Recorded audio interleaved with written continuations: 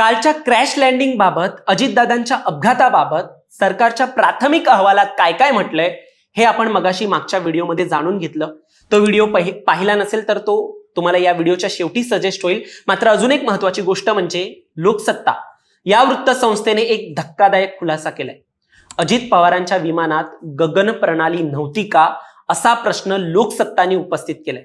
विमानाच्या नोंदणीच्या कालावधीची प्राथमिक माहिती घेतली लोकसत्ताने. त्यांच्या आर्टिकलमध्ये मग म्हटलंय या 16 वर्ष जुन्या लिअरजेट विमानामध्ये कदाचित भारताची गगन ही उपग्रह आधारित मार्गदर्शन प्रणाली बसवलेली नसावी.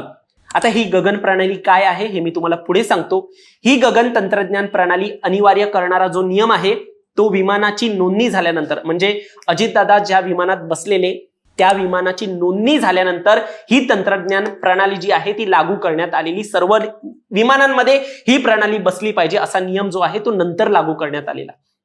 लोकसत्ताने म्हटलंय बारामती येथे झालेल्या विमान अपघातातील लिअरजेटची नोंदणी भारतात 2 जून 2021 रोजी झाली होती. विमानाच्या नोंदणीनंतर जे अजित पवार ज्या विमानात बसलेले त्याच्या नोंदणीनंतर अवघ्या 28 दिवसांनी म्हणजेच 1 जुलै 2021 पासून एक नवीन रेग्युलेटरी नियम लागू झाला आणि या नियमानुसार नोंदणी होणारा प्रत्येक विमान जे आहे त्या विमानांमध्ये गगन सारखी उपग्रह आधारित नेव्हिगेशन आणि अप्रोच सिस्टम असणं बंधनकारक करण्यात आलं होतं.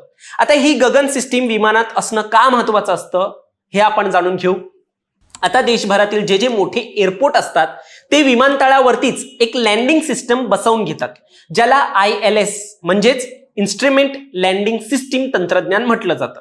हे तंत्रज्ञान वैमानिकांना जे पायलट असतात त्यांना कमी दिसत असेल तर त्या स्थितीत देखील अचूक मार्गदर्शन करतं. यालाच इनव्हिजिबल ग्लाइड पाथ असेही म्हटलं जातं, ज्याच्यामुळे वैमानिकांना सुरक्षितपणे लँडिंग करता येतं आणि धावपट्टी धुक्यामुळे किंवा पावसामुळे अस्पष्ट दिसत असेल तरीही अंदाज घेऊन विमानाचं लँडिंग करता येतं. पण ही सगळी सिस्टीम बसवणं भरपूर खर्चिक आणि तांत्रिक दृष्ट्या आव्हानात्मक असतं, कारण की हे सगळी सिस्टीम जर बसवायची असेल तर ती तुम्हाला विमानतळावरती बसवावी लागते आणि बारामती सारख्या छोट्या प्रादेशिक विमानतळांवर ही यंत्रणा सहसा उपलब्ध नसते. त्यामुळे भारताने काय केलं, आपली स्वतःची सॅटेलाइट आधारित ॲग्युमेंटेशन सिस्टीम म्हणजेच गगन नावाचं तंत्रज्ञान डेव्हलप केलं. जमिनीवरील महागड्या यंत्रणेवर अवलंबून राहण्याऐवजी गगन ही प्रणाली उपग्रहाच्या मदतीने, सॅटेलाइटच्या मदतीने वैमानिकांना विमानाचे लँडिंग करताना अचूक मार्गदर्शन करतं. विशेषतः ज्या विमानतळांवर लँडिंग सिस्टीम सुविधा उपलब्ध नाहीये अशा ठिकाणी ही यंत्रणा विमानातच गगन नावाची यंत्रणा वापरली जाते. पण लोकसत्ताने आता हीच सिस्टीम अजितदादांच्या विमानामध्ये नव्हती का असा प्रश्न उपस्थित केलाय. आणि का नव्हती तर फक्त आणि फक्त जे अजितदादांचं विमान आहे जे नोंदणी करण्यात येते, म्हणजे ही सिस्टीम जेव्हा भारताने आणली ती सिस्टीम 28 दिवसानंतर आली आणि त्या अगोदरच अजितदादांचं जे विमान आहे ते नोंदणी झालेलं आणि त्यामुळे या सिस्टीम मधून दादांचं विमान सुटलं का असा प्रश्न लोकसत्ता उपस्थित करते. प्राथमिक अहवालात देखील बारामतीला पोहोचल्यानंतर वैमानिकांना दाट धुक्यामुळे धावपट्टी दिसत नव्हती असं म्हटलं गेलंय. विमानाने एकदा गो राऊंड केला अजितदादांच्या, म्हणजे पुन्हा उड्डाण करून एक गिरटी मारून ते लँडिंगचा प्रयत्न करत होतं, पण तो प्रयत्न जो आहे तो अयशस्वी ठरला. दुसऱ्यांदा लँडिंग करताना ATC म्हणजेच एअर ट्रॅफिक कंट्रोलने वैमानिकाला स्वतःच्या निर्णयानुसार लँडिंग करण्याचा सल्ला दिला होता. मात्र धावपट्टी दिसत नसतानाही लँडिंगचा झालेला प्रयत्न आणि त्यानंतर घडलेला हा सगळा प्रकार आता विमानाच्या एक तांत्रिक बाजूंकडे देखील सगळ्यांचं लक्ष वेधतोय.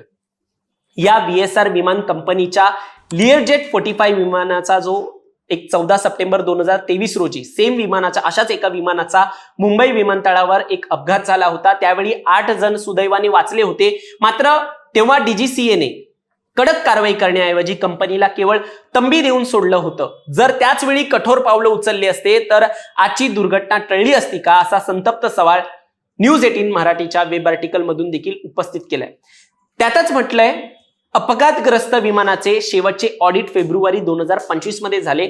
त्यानंतर विमानाचा एक परवाना जो आहे तो 2028 पर्यंत वैध होता. विशेष म्हणजे या विमानाने गेल्या 2 दिवसात सुरत ते मुंबई दरम्यान 3 वेळा प्रवास केला होता. अजितदादांचं विमान जे आहे ते बारामतीला येण्या अगोदर सुरत ते मुंबई दरम्यान 3 वेळा प्रवास करून झालेलं 2 दिवसामध्ये. त्यामुळे विमानावरती एक ओझं होतं का, कामाचा ताण होता का याची आता चौकशी होणार असल्याचं कळतंय.